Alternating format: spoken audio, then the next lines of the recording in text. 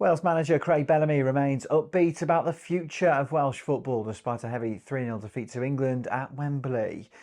While the loss was humbling, Bellamy believes it offers valuable lessons that can help the team grow. Rather than dwell on the results, he has used the experience to assess areas for improvement and identify how his squad can progress toward the top level of international football. For Bellamy, the key takeaway is intensity. The team must be aggressive, move quickly and commit fully. Looking ahead, Bellamy is fully focused on Wales's upcoming World Cup qualifier against Belgium at Cardiff City Stadium.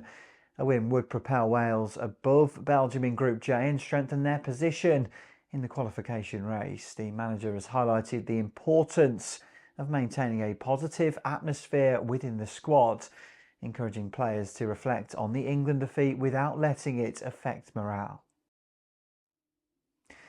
He believes that bruised egos from Wembley can be channeled into motivation, driving the team to respond with greater intensity and cohesion. For Bellamy, positivity and composure are as crucial as tactics. He pays close attention to body language. The Wales boss has also been pragmatic about the broader context of the group, avoiding over-analysis of Belgium's recent draw with North Macedonia. He emphasised that international football is unpredictable and that Wales's focus must remain on their own performance.